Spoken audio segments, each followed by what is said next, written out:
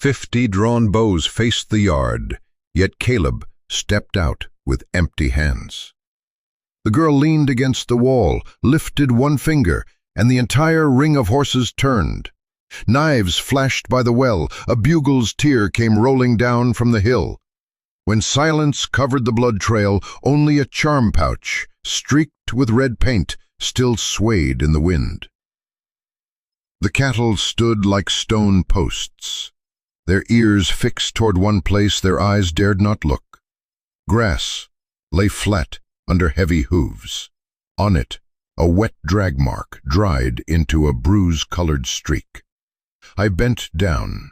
A brass casing lay mouth up, edge rough, a thin black ring around the lip. Not from a civilian gun. The tang of old gunpowder caught in the throat. I shifted angle, saw a boot print with a steel heel cut in a V. Beside it, a smaller print, blurred with blood. A cottonwood lay tilted, roots thrust up like an old hand's fingers. Behind its trunk, the girl lay on her side, left shoulder soaked.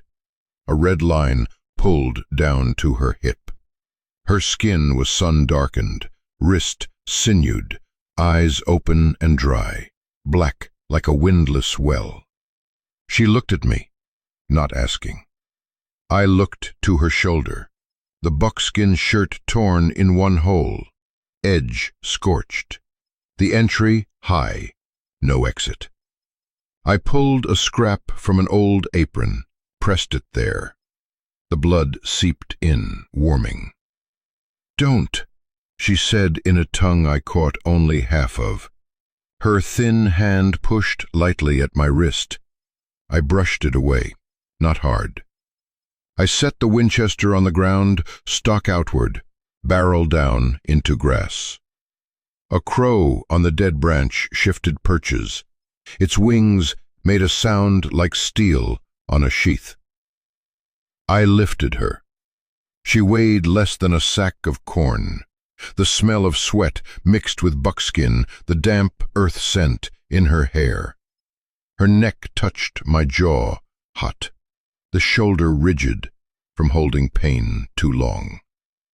I set her on the saddle, tucked the rope into her hand so she wouldn't fall. Wind pulled red dust onto my coat hem, and a green bead slid from her hair onto my arm, rolled to the saddled surface, and stopped there. On the ground, 2 more casings, one longer, a caliber bigger than my gun, extractor scrape on the side.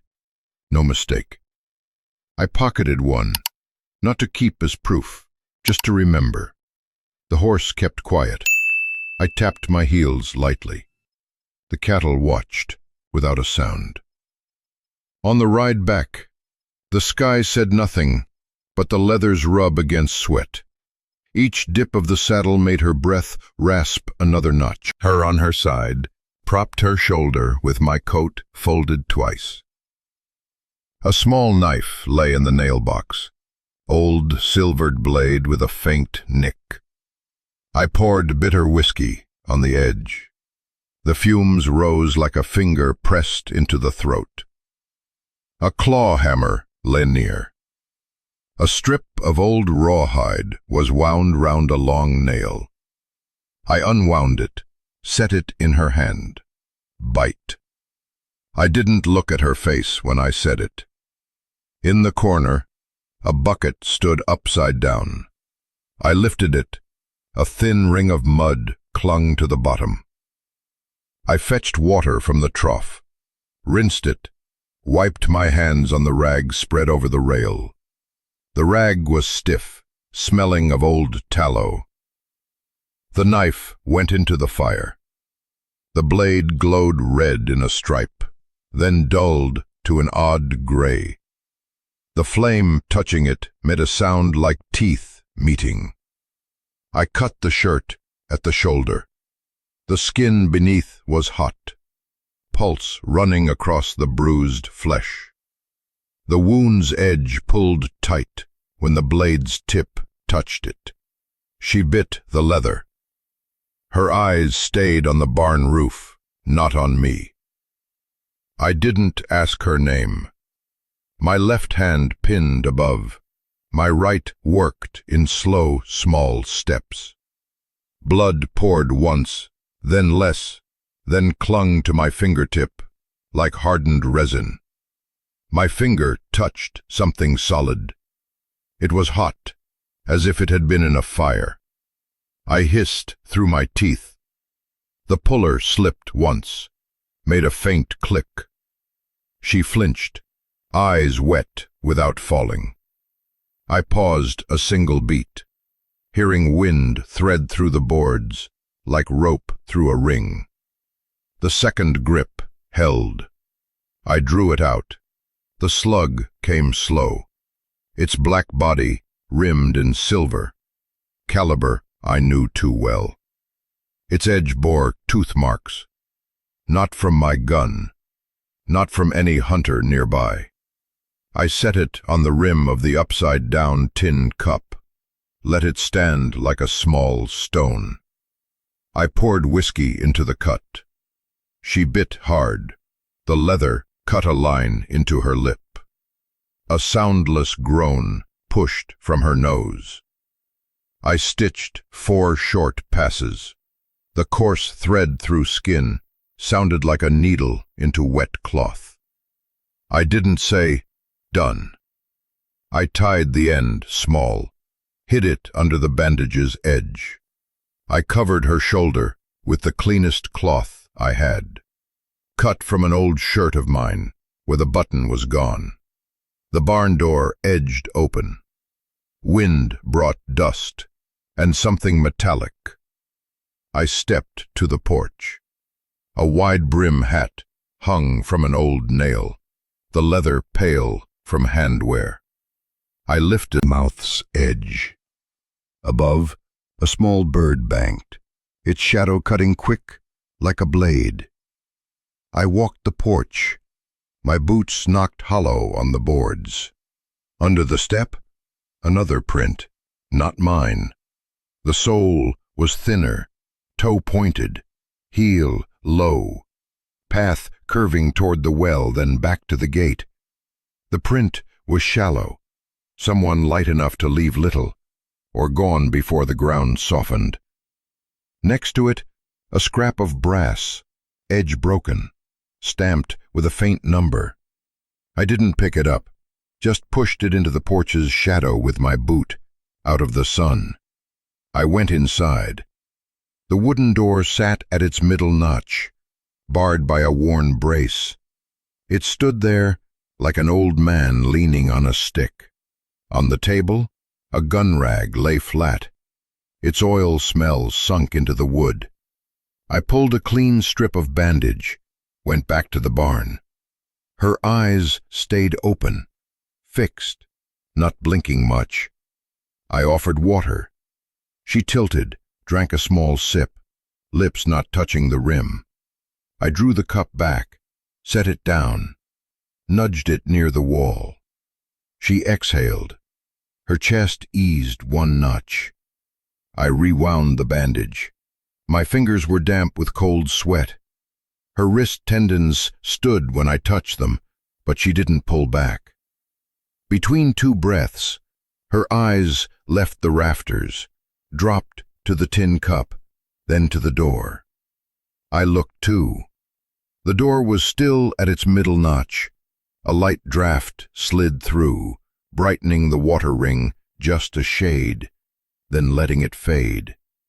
I slid the bullet fragment into the wooden box under the small barn table, the one that kept nails and things better not scattered. The sound it made on the nails was like a pebble hitting the bottom of a well, small but clear. I shut the lid, fastened it with a thin cord wound twice. The smell of blood receded, giving way to the warming smell of straw. The dog in the backyard didn't bark. It only shifted, letting out a breath like a sigh. I looked up at the barn roof. Dust lay in a coat along the beams. The grain running like dry stream beds. I washed my hands in the zinc basin, the water running red, then pale. I poured it out and listened to it meet the earth saying nothing back. She slept in snatches. Each time pain moved across her face, her eyelids trembled like leaves under clustered wind. I sat on the three-legged stool, back unleaned, eyes fixed on the open door. I thought of the broken-edged brass scrap under the porch step. Something dropped from a man's coat, or once fixed to a strap. I saw again the longer casing out in the field, the first rise of powder smell overlapping in a strip of dull gray, like two old promises colliding, neither breaking nor fitting. The wind shifted. A sparse, heavy sound touched the roof from far off, then dropped to the ground. Drum beats, each measured, unhurried. Enough space between for a man to swallow a thought. I stood on the porch, listening until there was no mistaking it. In the barn, she opened her eyes, asked nothing. I went back, pulled more straw to her side, tucked both edges in against the wind. I didn't lock the barn door. The brace leaned where it always had, middle notch. I picked up the Winchester, wiped the whiskey streak from its body, set it back where it always rested, inside, behind the stool, a step and a half from the door by my stride. The drumbeat came clearer, not fast, not slow, even as a hand pump still holding oil. The cattle stayed silent, but the hide on their necks trembled with each beat. On the table, the gun rag took a fresh brown mark. At the well's edge, the bucket hung tilted, rope twisted into a smooth loop from hands. I looked at that rope, then at my own hand. Smooth, round things don't hold unless you know how. I pulled the nail box from under the stool, set it against the wall, where eyes rarely landed. Inside, the fragment touched a rusty nail with a thin ting. I left the lid cracked, not shut. Outside, the drum skipped a longer beat, as if someone had raised their hand, not yet brought it down. She pushed, halfway up, reaching for the cup. I lifted it for her, and saw a white, blistered salt mark at her wrist. Not from cloth. A mark that said she'd been through lands without water, or through water that shouldn't be drunk. This time her mouth touched the rim. The water went in, little, but in. She set the cup down, let her hand slide out, and drew a loose bead back into place, as if returning it where it belonged. A small thing, right place, right timing. I stepped onto the porch. The sun wasn't harsh, but it wasn't soft. Low grass leaned toward the fence as if listening. I bent for the brass scrap with the faint number under the step. I couldn't read it all. I slid it into the inside pocket, same as the field casing. They scraped together, very faint, a sound enough for one used to listening to know two things, not from the same side, now lay in one pocket. I rehung the hat. The wooden door stayed at its middle notch, letting wind in just enough, neither driving it out, nor inviting it all the way. The drum fell silent for a beat, then returned, closer by a hair. I stood there, my hand on wood, polished by years of touch. The wood was cool, the back of my hand was warm. In the barn, her breathing blended with the straws. It weighed just as it always had. On the table, the tin cup stayed upside down. The pale water ring hadn't spread. In the dark corner, the knife lay dry, edge turned inward, and outside, the drum hit a longer beat still, as if it had reached where it meant to stand. I drew a breath with less whiskey in it than before, let it out short. No prayer, no more preparing. Everything in the house was in its place. The rest was theirs. Dawn wasn't soft. Light came in thin strips, streaking the horses' backs with salt white lines. I stood in the porch, hand on the same worn wood. Out there, the circle of riders closed without drum beats.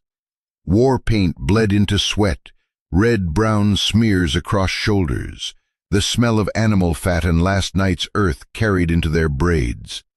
Feathered tassels at the spearheads touched, giving a rustle not sure if from wind or hands. The horses set their hooves on hard ground, each step no more than half a span. No calls. The silence was round, tight, pushing breath back into the chest. The cattle in the lot stood in rows, eyes bulging with the spear point's glint. The lead cow flicked an ear once, then stopped. The dog behind the house didn't come out. I looked through the barn slats. She lay on her side, shoulder bound, sweat beading and running into dusted hair. Her eyes open just enough to see the high crossbeam, mouth dry, no words. I pulled more straw close, packed the edges into cracks against the wind. The old wool blanket covered her to the ribs. I didn't call a name. On the porch, the tin cup still upside down. The old pale ring beneath it had been smudged by the new, sliding into a gray streak. I checked ammunition in shadow, one Winchester against the rail, stock set in the same wood crack it knew. 2 short guns in the drawer, each weighing half a hand. 3 mixed boxes, one with round-nosed, one with longer cartridges that wouldn't feed, one with a corner dented from a fall. I rolled each round, listened to lead knocking inside brass. A small sound, like grit in a pot of beans. I knew which would jam if my hand got too hot. I set those aside on the table's edge, not to grab by mistake. The barn door was wedged with a bent wood brace. It stuck in the second notch. I pressed. It bit into the frame like an old tooth still holding. Just a lift and the door would slide one more and shut tight. I left it, picked the brace up, set it back down.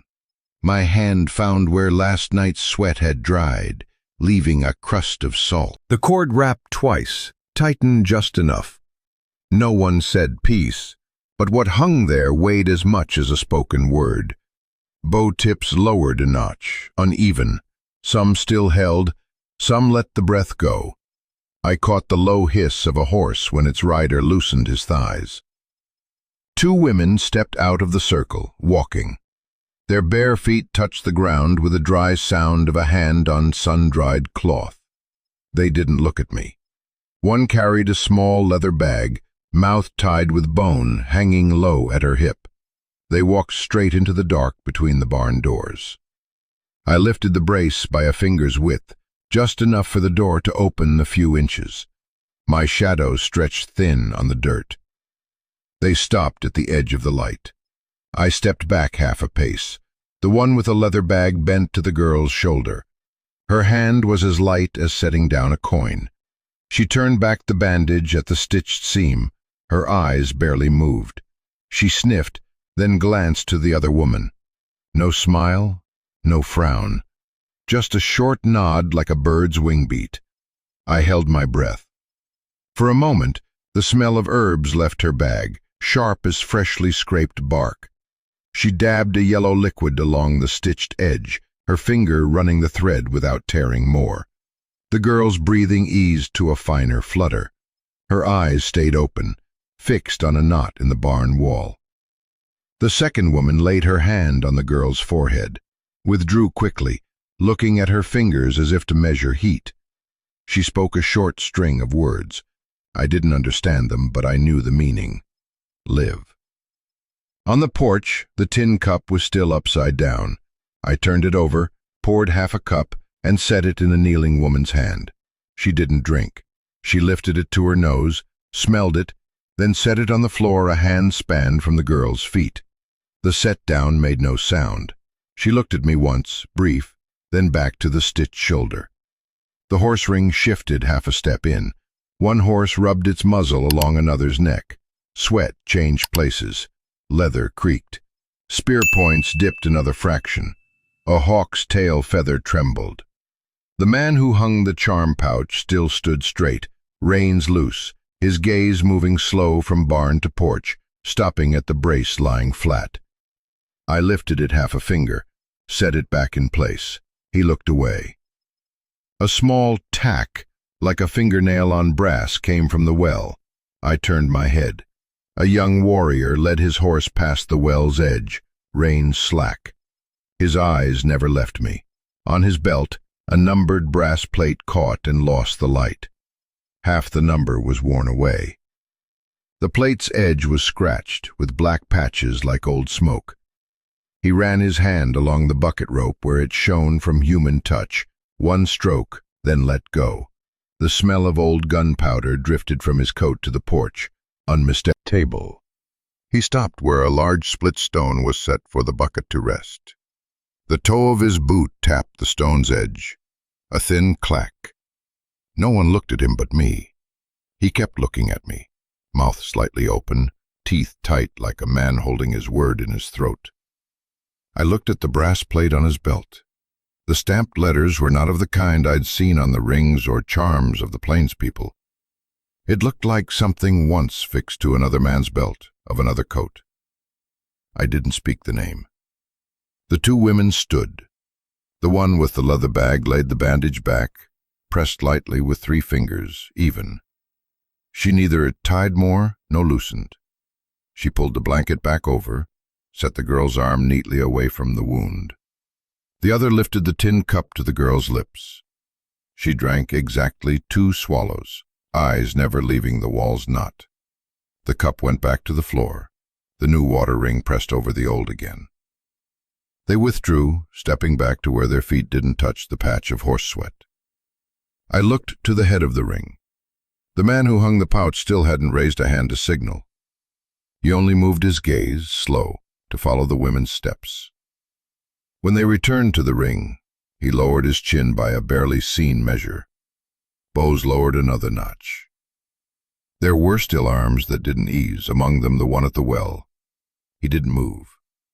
His eyes seemed to fix on the porch post where the pouch hung, then slid to the thin slats half covering the doorway, as if measuring the arrow's path to where I stood. I hid my right hand behind my side, not letting it reach for the gun stock. The gun lay inside, beyond reach without a step and a half. My left hand touched the porch table's edge, swollen from years of wet seasons. The wood was cool. Sweat stuck on my palm. A drop fell before it could soak in. The young warrior tilted his head, hearing something only for him. He touched the brass plate, stroked its edge, like a man touching a thing to remind himself it's still there.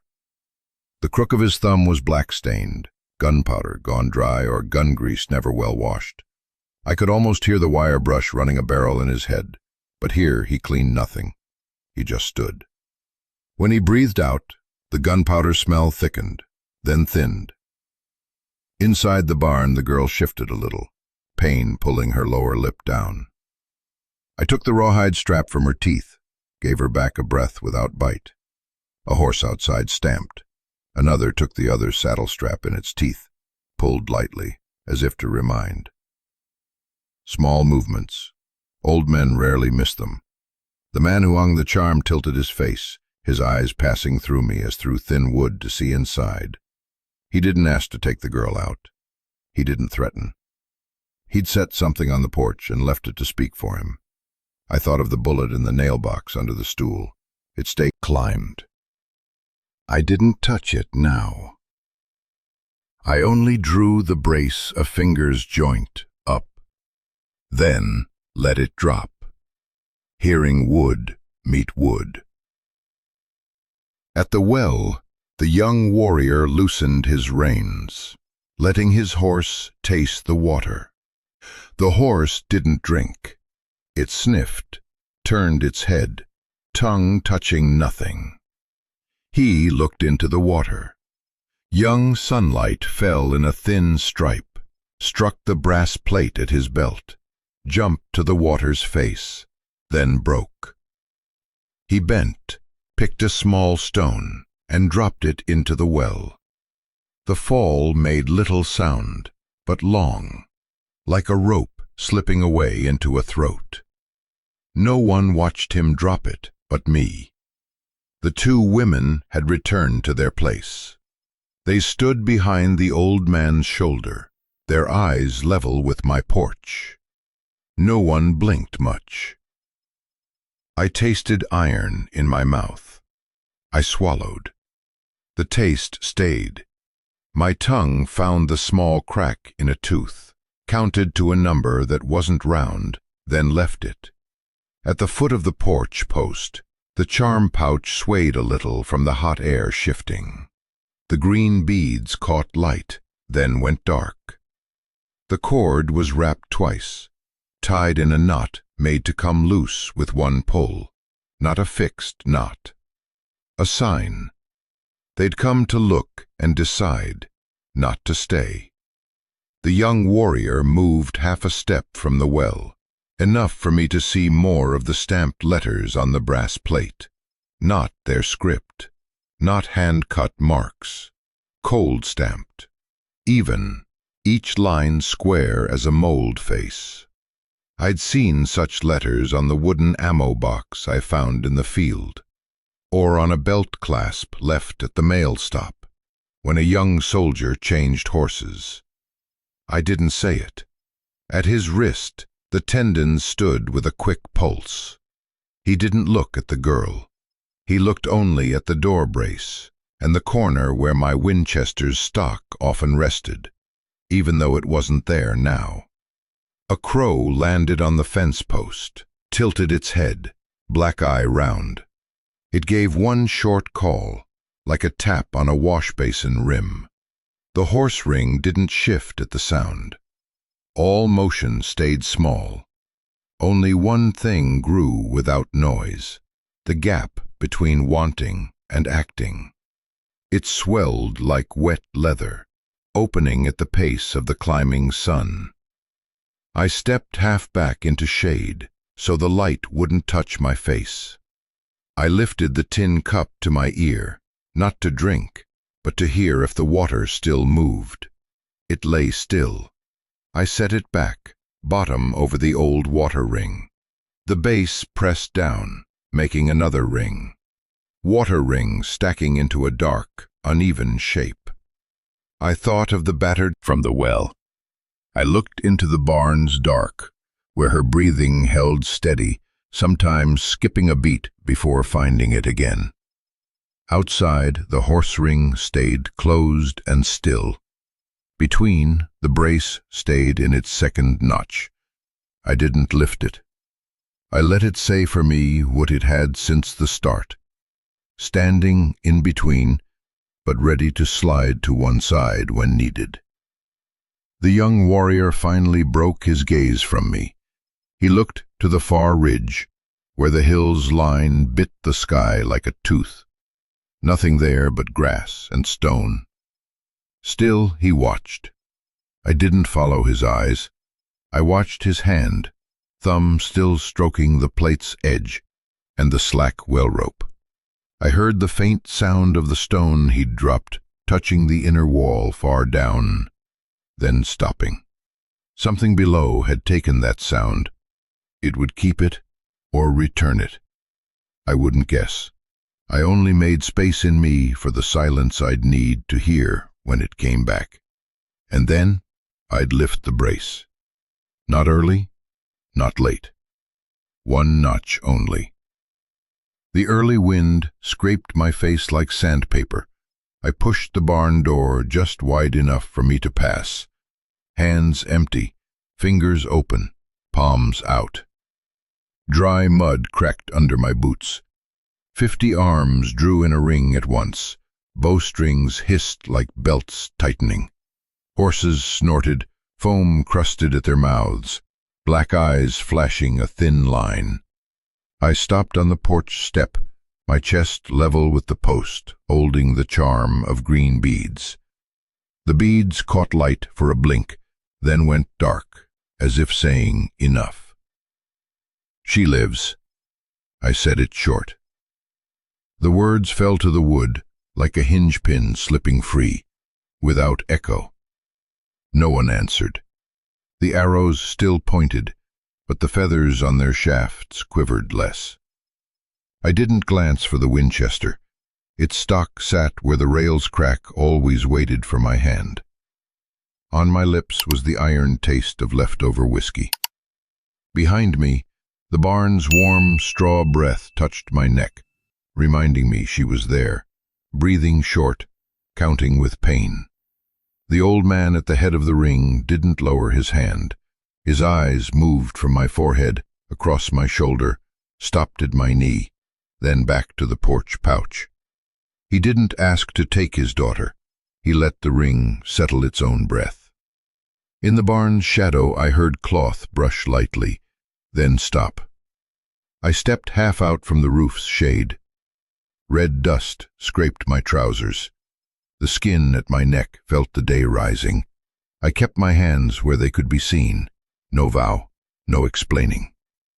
Silence swelled between us, like leather in water, just enough to swallow a thought. Inside, she braced on the barn wall to sit, dipped once, rose again, her eyes fixed on the black shape on the ground, the shadow of the old man, her father. She took 2 more steps, each half the length of a heartbeat. The barn wall scraped the back of her buckskin with a small hiss. I didn't touch her. I only stepped half back, enough for the woman to reach the bandage. The woman turned back the wrap. The stitches from last night's dark lay still under her hand. Thread dry, knots small, no dirt clinging. The herb scent from her hip flask flared, then faded. Her hand touched once, light, at the skin's edge, like stamping a mark without ink. It was their way of saying, "Agree." I watched, adding no words. Her father stayed straight in the saddle, reins loose. He dipped his chin by a degree. In the ring, a few arms lowered boughs halfway. Some didn't lower at all. They stiffened, as if riding stone instead of horse. At the well's edge, the young warrior stayed still. The sun crept onto the brass plate at his belt, making it flare, then die, then flare again with his breath. She didn't look at the bows. She looked at her father, a straight line from barn shadow to grass edge. I heard her sides scrape the wall, the wood breathing short. Her throat moved as she swallowed. The other woman lifted the tin cup from the floor, brought it to her lips. She drank very little, the water leaving her tongue as soon as it touched. The cup went back to the floor, its base landing on the old ring, the dark circle set over another. I could hear the breathing in the ring change. The horses tilted their ears toward the barn, as if hearing the pull of a bowstring or the bite of an awl into wood. The charm pouch on the porch gave a short sway. The wind wasn't enough to move it. That shift came from someone lowering their bow to a different height, the air's path changing, passing the porch. Small things still spoke. She raised her right hand, the movement straight though her fingers trembled. In the ring, the resking the bow's edge, the movement straight though her fingers trembled. Not toward me, not toward her father. Her forefinger pointed through the light gap, toward the well mouth where the young warrior stood. The well's opening was black, the rope polished from hands. She kept her hand there for longer than it takes to swallow. Her eyes stayed on her father, but her finger aimed elsewhere. No long speech. A short phrase in their tongue, dry, cut, 2 words for direction, one for an object, one for price. I didn't grasp it all, but the way her throat tightened on the word, gold, needed no translation. The sentence fell into the yard like a stone into a well. No splash, just gone, inside. Every eye turned. Not to me, to him. The brass plate on his belt share the ground under its rider. Her father didn't ask again, He didn't need to. His eyes left his daughter for the first time since arriving, passed over the woman who'd lifted the bandage across my shoulder, and stopped at the well's edge. In his look was a cold not born of mourning, a cold that makes a man hear his blood pass the knuckles. The rain hand slackened one notch, then tightened back, enough to say, "I hear." The young warrior smiled on one side of his mouth, teeth hidden. No sound in it, just a shift in a lip's corner. He tapped his boot heel on the bucket stone. One quick, dry clack. I followed the boot. Thin sole, nails set uneven. One cap loose. The powder smell on his coat thickened when he turned his shoulder. He didn't deny, didn't claim. He just stood in the place all eyes now faced, as if he had measured the angles right. The woman with the herb pouch stood still, arms down, eyes blinking once, slow. His two mates, standing left, same red paint on their cheeks, didn't move position, but their hands dropped to their saddles, ready. Not because anyone told them, but because the air's scent had changed. The feather on the spearhead stopped quivering. Wind stopped. Sweat tracks on the horses' necks stopped running. The waiting stood upright, leaning on no one. The girl lowered her hand. Her fingers shook less, but the line they'd drawn stayed hanging in those who saw it. She touched the beads at her collar, tucked them inside like shutting a lid.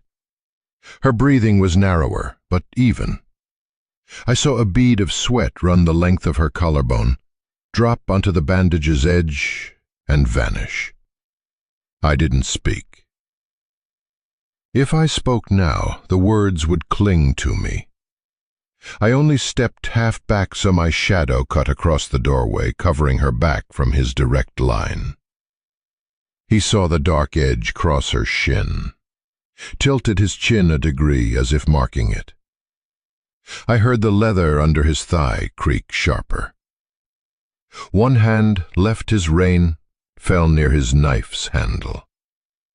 Her father lifted his left hand from the saddle, the one with the white scar running across the back. The old cut healed shut. He didn't lower it in signal. He just let it hang in the air, thumb bent toward his palm. In the ring, someone let out a long breath. No shout. Only the gathering of air for what would follow. I looked at the brass plate. The square-stamped characters cut deep into softer metal than common brass. This kind of stamping needed a mold, a hammer. Sinew-stitched, a patch worn white. His middle finger touched the one bead of thread sticking out. Touch, then pull away. One man counts steps before firing a gun. Another touches a worn seam before drawing a blade. Habits speak enough about where a man learned to stand. The girl spoke again, no longer than before, but with a change in rhythm. The last sound dropped low, like stone falling into deep water. In it were the name of a slope, a creek, and a number. That name sits on the tongue of those who travel at night, not on a map. The number sits in the pocket of a dirty-handed man. I didn't know the words, but I knew by the way her father's eyes changed, from cold to frozen. No suspicion left, only decision. Another warrior, head shaved close, black paint across the eyes, brought 2 fingers to his mouth, then lowered them to the ground. A small act, for himself. I saw his heel turn into a stance that could leave the saddle in half a blink.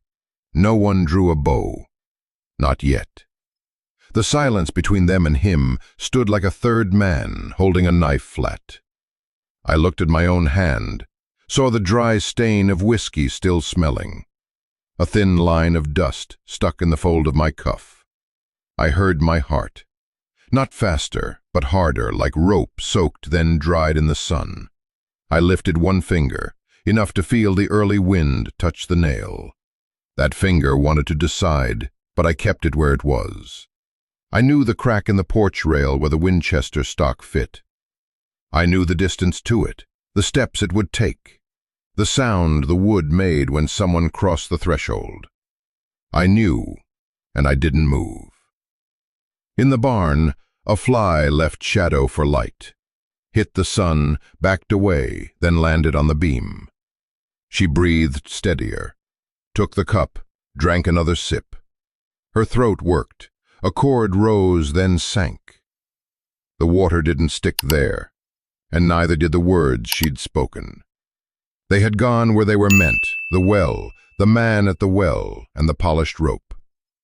Her father lowered the scarred hand by one notch, just enough for the whole ring to understand. Those near the young warrior edged their horses half a shoulder aside, opening a space no wider than a body. That space wasn't for me. It was for what comes when a man's name has been called. He lifted his chin higher. The half-smile died. His eyes were no longer on me. They went to her father, then to the green-beaded charm on my porch. That charm this morning had been a hanging word. Now it was a scale. Who would pay? Who would take the weight? Who would live? Who would go? I smelled metal in the wind, the scent of a gun uncapped, but not yet fired. Not from my place. From somewhere still out of sight, at the edge of the land. Exactly one notch. Enough to tell her father, I've finished pointing. Her hand left the bandage's edge, dropped to her thigh. The forefinger still shook a little. The woman's hand came to her shoulder, kept her straight, like keeping a cord from snapping under strain. I held my silence where it stood, and at the well, the young warrior touched the brass plate again, longer than the 2 times before, like a man touching a seal worn thin, about to lose its weight.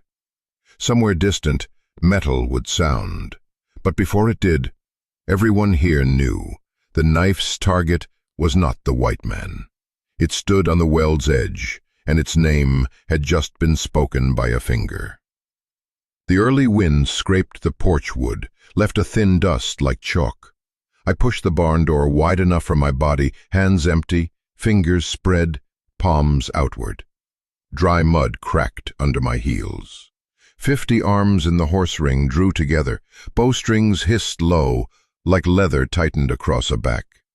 Horses snorted, foam crusting at the lips. On the porch post, the green-beaded charm swayed once, then stilled. She lives. I said it short, less than 2 breaths. The words fell to the wooden floor, like a hinge pin popping free, rolling somewhere and lying still, with no answer given. The arrows still aimed. The feather tails along their shafts trembled less. I stopped at the post's edge where hoofwear had grooved the wood over years. The hot straw smell from the barn touched the back of my neck. Inside, her breath was shorter and steadier than in the night. I didn't turn my head. I kept my eyes on the man at the head of the ring, silver hair threaded through his braid, an old scar crossing his left arm like a rope half burned through. He didn't lower his hand. His gaze slid from my temple to my shoulder, stopped at my knee, then returned to the charm pouch. No words. The horse ring drew tighter, like a noose tested at its knot. The barn door behind me stuck at the second notch. The bent wooden brace leaned aside, its edge polished by hands. On the railing, the old crack still waited for the Winchester's stock to find its place. I didn't reach for it. I left it where it had been through many dry seasons. A thin draft moved across the porch, pulling the pale water ring under the tin cup smaller, its rim smudged a shade more. At the well, the young warrior didn't blink. The numbered brass plate at his belt caught the sun, flared once, went dark. The old gunpowder scent from his coat slid across the yard, clinging like smoke long left in a room. In the barn's shade, cloth brushed faintly. The woman with the herb pouch set her hand on the girl's shoulder, right on the bandage. She braced on the wall to sit up, her knuckle bones. Her buckskin shirt drew a fine line along the wall, the sound thin as a knife on soft wood. I didn't offer a hand. The woman lifted the bandage's edge, stitches showing, small, dry, clean. She sniffed, dabbed a drop of yellow liquid on the skin's edge, wiped with her middle finger. Her other hand rested light on the girl's rib cage, a weight just enough, like stamping without leaving a mark. She nodded. No words. The man on horseback lowered his chin by a fraction. A few bows dipped. Horse eyes blinked slow. Feathers on the spearhead stilled. Still, some arm stayed tight as tether rope. At the well's edge, the young one didn't move. He pushed his heel against the bucket stone. One dry clack. His thumb stroked the brass plate's rim, once around, as if testing its edge. The black smear under his nail wasn't new. She didn't look at the arrows. She looked at her father, one straight line, from barn shadow, through dust, to the grass edge. Her throat moved as she swallowed. The other woman raised the tin cup to her lips. She drank exactly 2 small swallows. The rim left a dark mark that faded. The cup went back to the floor, its base set inside the old water ring, the circles blotting into one. Her hand came up. The forefinger shook, but the line was straight. Not toward me, not toward the old man. Toward the well's edge, right where the young one stood, his shadow falling into the black throat like a drop of ink. She held it there longer than most would, like keeping a door open long enough for someone to see what's inside. Her sentence broke into 4 dry pieces, hitting the dirt and sinking. A place name, a direction, a sign, and the word gold. Her tongue ground the last word like pulling an arrow from flesh. No translation needed. The meaning was in the way her throat closed on it. Every eye turned. Not to me, to him. The look of the horse ring was like a rope sliding over an animal's neck. Right place, right time, no need to cinch. The brass plate at his belt flashed once, then froze. He straightened his back by half an inch, as if nudged from behind. He didn't cough, didn't swear. He just dropped his hand from the plate, let it fall near the knife handle, then stopped, as if remembering someone was counting moves. Her father didn't ask again. In his rein hand, one vein rose, then sank.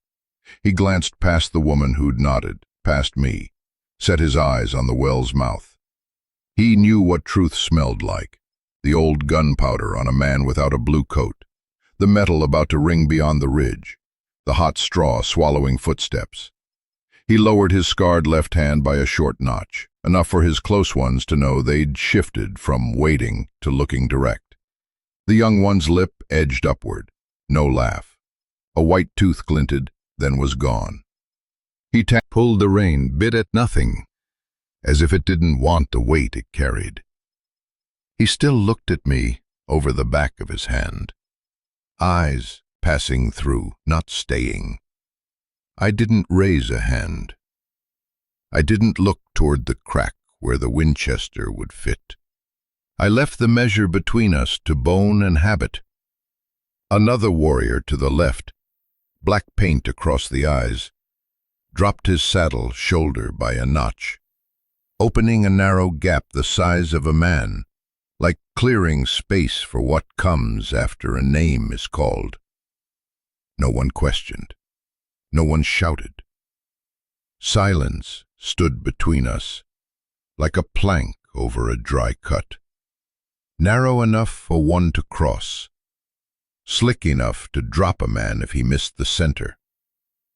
She lowered her hand. The tip of her forefinger touched the bead at her collar, then tucked it inside, like closing the lid on a small box. Her eyelids dropped a notch, brief as a finger pressed to a tear in cloth, to keep the blood from pushing through. Since stepping out, she hadn't looked at me once. All her straight lines ran between her father and the well. A thin wind carried a faint metallic taste from the land's edge. It brushed my hat brim. Enough to warn, not enough to move it. Somewhere a gun had been uncapped. The young one flicked a glance that way, half a pupil, no more. His middle finger ran without thought over the frayed stitch on his knife sheath for the third time. Small habits are the ledger of a man already set. Her father lifted his hand again, not high, not low. He left it hanging, heavy, with a decision waiting for its beat. The woman in the barn doorway set her hand on the girl's shoulder, keeping the spine upright. The tin cup on the ground had dried half its ring, the edge pulling inward to leave a faint, scar-colored halo. The green-beaded charm on the porch post hung from a knot that could be freed with one jerk, not fixed. That knot said clear. They had come to see, to judge, not to stay. I felt my heartbeat change texture, not pace. Like rope soaked through last night, laid out for a while, now tougher. I shifted my weight from heel to the ball of my foot, enough to take the step and a half to the rifle stock if needed. But I didn't move. Here, the thing that needed to move wasn't my feet. It was the old man's sightline, from his daughter to the well, and the path of her finger just before, from the barn's shadow to the brass plate. Those two lines had met. The young one opened his mouth, a short breath, not yet a word. His chin lifted a trader, nor the hands of a salt man. It belonged in the leather pouch of someone who traded roots for gold. The old man heard, and his eyes stopped doubting. The cold in them hardened to ice. No space left for talk, only for doing. I lifted my chin, looked straight at the young one's face. He gave it back like a mirror. No blink, no turn. On his belt, the broken-edged brass plate caught the sun, at the chip, through a crooked stripe of light. I remembered the broken-edged scrap once under my porch step, its place fixed in my head like a nail. I didn't reach into my pocket. I didn't pull proof. Here, her finger had done that better than anything I could show. No one shouted. No one ruled. Her father lowered the scarred hand by the last notch. The rub of leather on thigh carried through the air like thin metal. The space to the young one's left widened by half a shoulder. Everything set like a board locked tight in its joints. Arrowheads, distances, the well rope, tin cup, charm pouch, brass plate, her black eyes. And in that instant, before any hand could turn into a blow, the secret stepped into the yard carrying its name, its cost and the bearing of every blade, not toward the white man. The wind shifted, bringing the metal scent closer. It would come. But here, now, there was only the quiet admission. The target of revenge had moved, from my porch to the well's edge. And in that thin shell of silence, everyone knew what they'd do when the old man's hand came all the way down. The young warrior drew his knife without sound. The black-horn sheath slid from sinew stitching, a strip of cold light showing, then gone under his palm shadow.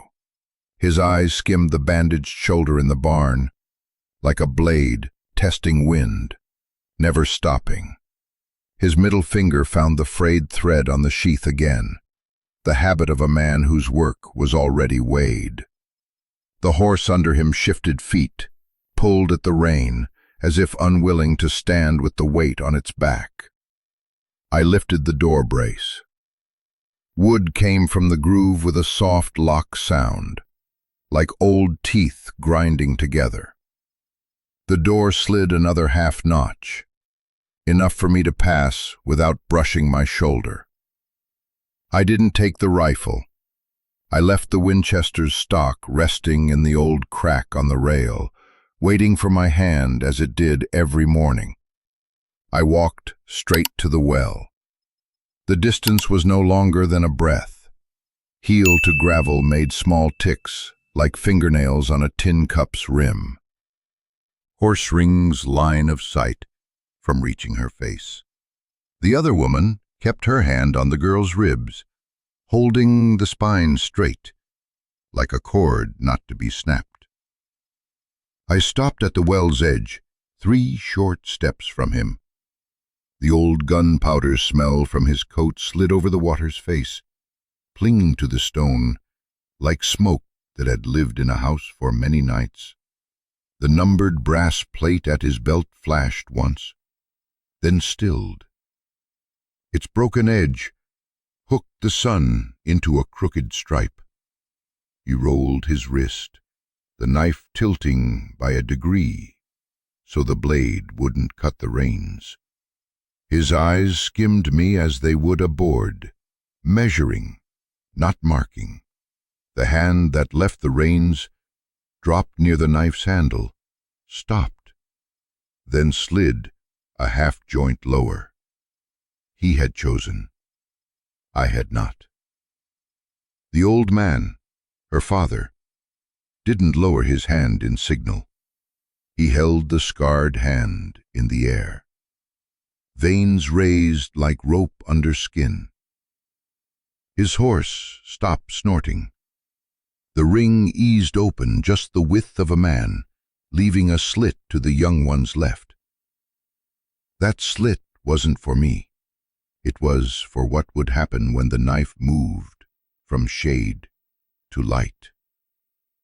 On the porch, the upside-down tin cup left 2 overlapping water rings, their edges blurred. The wooden door stood at its middle notch, hinges breathing soft.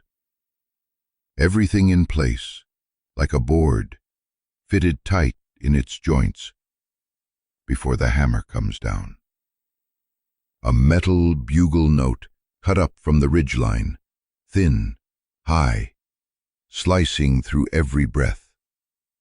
No one needed to look to know where it was.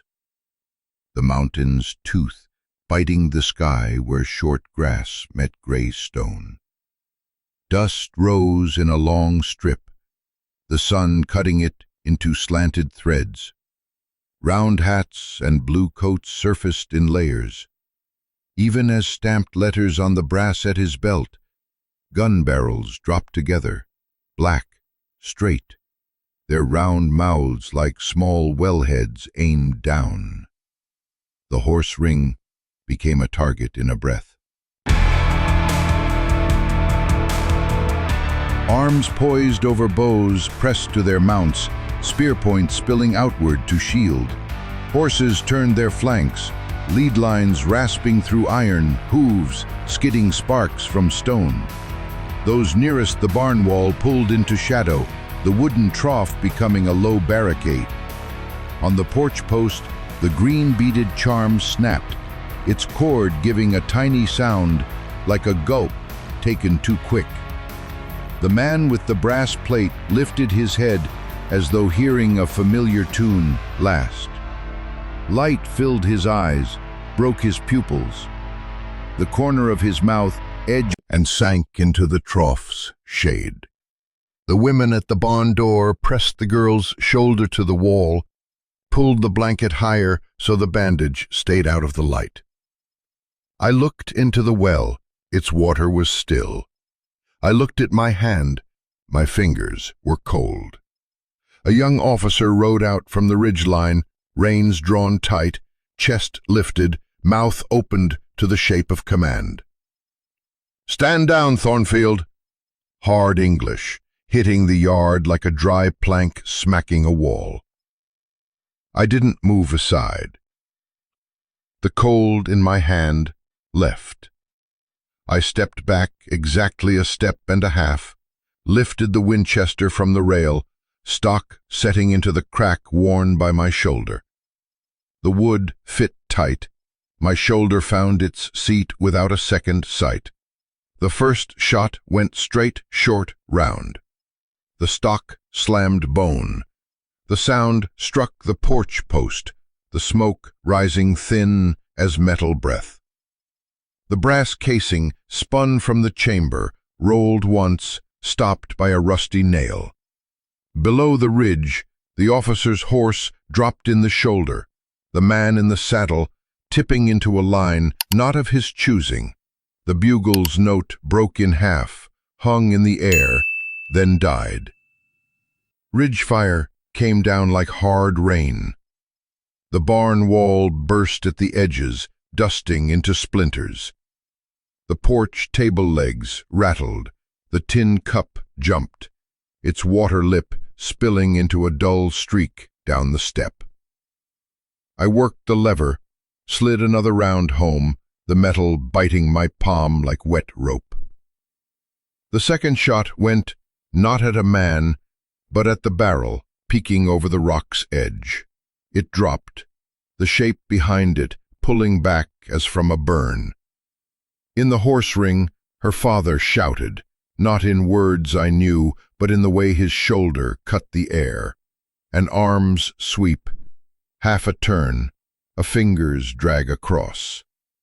The warriors shifted like water changing route in a narrow pipe.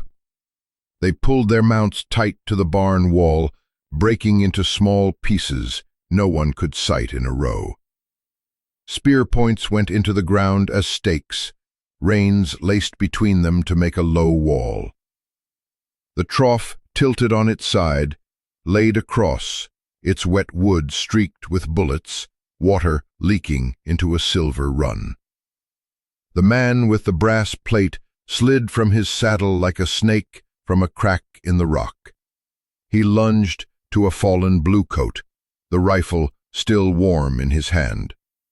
His fingers found the stock, settled on the trigger guard like they had before. The wind carried the metal taste into my throat, another gun uncapped. He lifted his eyes a moment, caught mine, then moved past, as if to tell me he was taking back what had always been his. The well rope was slick. Herb pouch stood just far enough to block the horse ring's view from her face. The other woman set her palm on the girl's rib, holding her spine straight as if keeping a cord from snapping. I stopped at the well's lip, 3 short steps from him. The old gunpowder smell off his coat crawled across the water, clinging to the stone like smoke that had slept indoors for nights. The numbered brass plate on his belt flashed once, then stilled. A crack on its edge hooked sunlight into a warped, sharp streak. He rolled his wrist, tilting the knife exactly a degree so the blade would miss the reins. His eyes passed over me like over a board, measuring, not knowing. His hand dropped from the reins to near the knife hilt, stopped, then fell lower by half a joint. His choice was made. Mine wasn't. The older man, her father, didn't drop the signal hand. It hung in air, scarred, tendons under skin like rope. His horse quit snorting. The ring of riders stretched just enough for one body-width gap, leaving a slit to the left of the young one. Not for me, for what was about to happen when the blade turned from shadow to light. On the porch, the tin cup left 2 stacked water rings, edges gone pale. The wooden door stayed at its middle notch, hinge breathing small. Everything in place, like a fitted mortise before the hammer comes. The bugle's metal cry, cut from the ridge, thin, high, slicing all breath. No one had to look to know where. The mountain's teeth biting the sky where grass thinned and rock showed gray. Dust rose in a long strip, sunlight scoring it into cross threads. Round hats and blue coats appeared, layer by layer.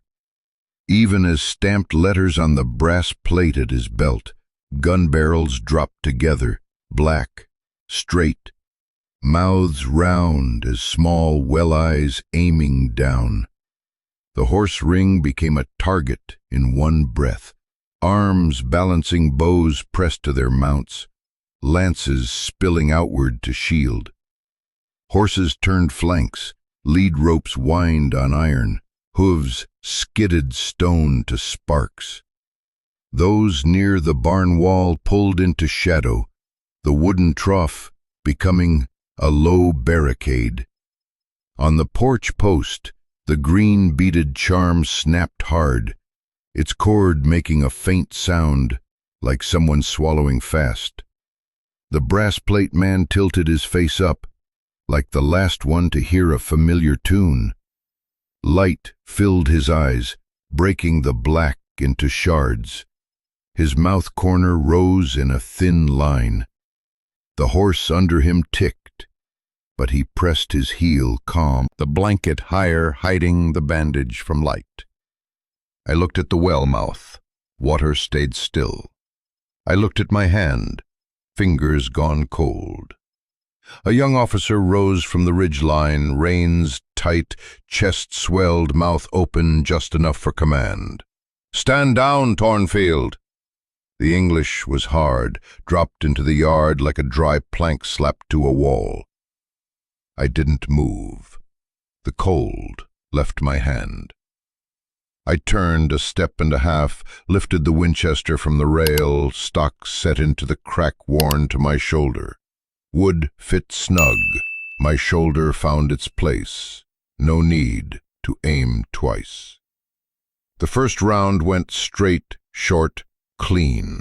Stock kicked bone, report slammed flat against the porch post, smoke thin as metal breath. The brass case spun out, rolled into a board seam, stopped by a rusted nail. Down on the ridge, the officer's horse folded, shoulder dropping, the rider's body tilting on a line not his own. The bugle's call lost half a note, stood in the air, then died.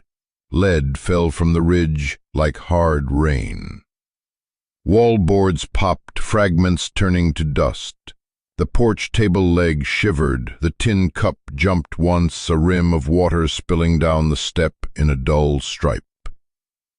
I worked the lever, shoved the next round in, the metal bite in my palm like a soaked rope. My second shot, no man, just the gun barrel showing on the rock spine. It dropped. The man behind pulled back like touching fire.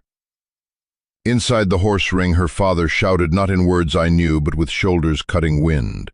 An arm sweep, half a torso turn, a finger slicing sideways. The warriors moved like water finding a new run in a tight pipe. They pulled mounts against the barn wall, broke into small clusters so no one had a straight lane to shoot. Spear points stuck into dirt as stakes, reins tied across them making a low fence. The trough tilted sideways, laid flat, its wet boards streaked by bullets, leaking silver lines into dust. The brass plate man slid off his horse like a snake off rock. He dove for a blue-coat soldier just fallen, hands already clear of his own gun. His fingers reached for the wooden stock, trigger ring fitted like one he'd held before. The wind carried metal taste to the back of my throat, powder opened again. He glanced up quick, eyes caught mine, then moved past as if telling me he was taking back what was his. The wooden door shut behind the brass plate man, hinge squealing once before the frame took the weight. The girl was already inside, the blanket's fringe trailing in the dust where her feet didn't lift all the way. Her father didn't follow. He held the bridle near the porch, eyes not leaving the yard's center. I stayed outside.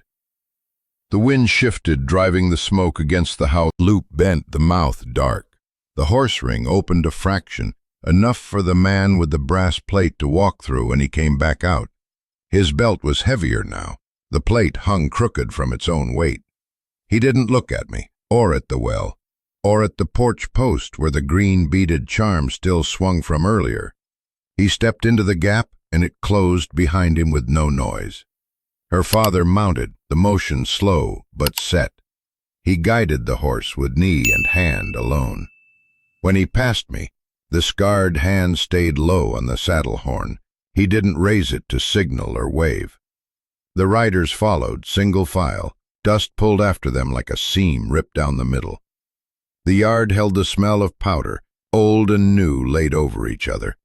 The trough's water line had dropped, the inside ring darker than the outside. The tin cup sat on its base now, still beaded with what hadn't spilled. The wooden door at my back was shut to the middle notch, nothing more. The green beads turned once on the porch post, as if counting something no one had asked them to. The well rope swayed in its loop. The wind ran out. Her father passed by, pausing for a second at the trough. He touched 2 fingers to the wet, bullet-scarred edge of the wood, smeared the cloudy water into his palm as if measuring its weight. His eyes fell on the brass tag, stopped briefly, then moved on. He did not pick it up, did not kick it aside, did not hide it. What belonged to someone, he left for the earth to keep. His gaze turned back toward the well the way one might return to a name spoken only with the hands. I turned the tin cup upright, rinsed it, hung it on the nail outside the porch to dry. Water dripped in slow drops, falling into my shadow, snuffing it out. My hand brushed the medicine pouch at my hip. It was still there, the beads cold. I could hear them tap against each other, faint, every time I drew a deep breath. Herbs, straw, cooled horse fat, the ghost of iron, layered over each other like old ripples beneath the new. Inside, a 3-legged chair had gained another scratch at the tip of one leg from being dragged to block something. I put it back where it belonged. The table bore a faint line of soot from gun smoke. I didn't wipe it. It lay parallel to the grain of the wood, thin as thread. In the yard's corner, a bird's grave still waited, hands too busy, mouth too busy, heart too busy. So the earth leveled it itself, dust sifting down to fill the dip, wind combing it smooth. A week of silence passed through small tasks. The clotted blood on the cracked ground dried into brown seams. Wind blew fine sand to cover them. In places, thin grass pushed up right where bullets had dug deepest, leaves paper-thin, still standing. The scent of gunpowder seeped into wood, into clothes, fading to a pale rim, like lamp smoke from a tin cup. Rounder, sharper. Then that too dulled. She stepped onto the porch for the first time, without the woman's arm to steady her. Bare soles touched the boards, the tendons rising in her feet, then pulling back. Her shadow fit against the bullet-pocked wall like a scrap of cloth cut to patch an old hole. She sat on the step, looked across the yard, fixed on a point along the fence, then turned to the well. Her breath no longer carried the heat of fever. Her fingers brushed the pouch at my hip, like touching a fixed stone in a path. Ranchers returned what they had borrowed from me in other shapes. A new nail for the hinge that was gone, a fresh length of waxed barbed wire for the frayed strand, a round bundle of clean hay for the blood-soaked straw. They set the things down, gave a single nod, no thanks given, none taken, tied the wire to the fence post, 1 loop, 2, the knot turned inward, and left. Their saddles, for a moment, covered an old bullet hole in the barn wall, then moved on. leaving a patch of new wood, different in color, untouched by sun. The warriors returned once, in silence. No horns, no drums. They kept to the outer edge, placing hoof prints over the old ones, making no new trail. The woman with the herb pouch checked the stitches, dabbed on more plants, nodded. Her free hand left a girl's ribs for the first time. The other woman removed the dried cloth, wrung it once, hung it on a different nail, leaving the old nail for the tin cup. They left. Dust from their horses did not reach the porch.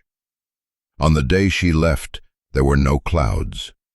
She retied the deerskin shirt, the knot slow but certain. She touched the well's lip, her forefinger resting on the stone rim, then pulling away. The numbered brass tag still lay there, the stamped square catching the sun, the broken edge warping the light. She looked at it as one looks at a name that doesn't need calling again.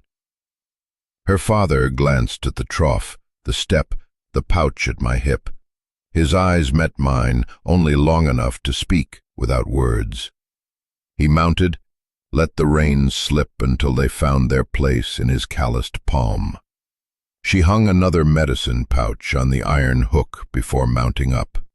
This one, smaller, a thin red line painted across it, smelling of fresh dried resin. The cord was tied in the old way, one pull and it would come free. She didn't speak. Her finger pressed the knot once, checking, then let go. The bead caught the sun once, right where the red line passed, then went dark. I hung the tin cup on its old nail. The base stood, searching the distance for their shapes. It stepped to the edge of the porch, watched until the dust became a faint stain like an old rain mark on the wall. Then turned back, laid its chin on the threshold, and slept. The lead cow grazed again where it had before, now over fresh green shoots. Its tongue swept them down, leaving a bright mark. The new pouch hung from the hook, the red paint line fine as a closing vein. The other, the green bead one, sat at my hip, weighty and still. Wind crossed the porch, knocking the pouch cord against the post with a light thock in its own rhythm. Out in the yard the wind passed over the mouth of the well, swallowing a long sound without returning it. On the post the tin cup hung, its round shadow still, silver-scratched at the base. The wooden door rested at the middle notch. No one shut it fully. No one opened it wide. In the yard, the earth asked nothing more. On the porch, the objects had gone back to where they belonged. The rest, the earth kept. Some things stayed where they always were, but their meaning had shifted, like the tin cup hanging again from its nail, or the red-painted pouch swaying in the wind. They said nothing, but anyone who had been there would know. Sometimes the one you trust most is the one who touched the truth before anyone else.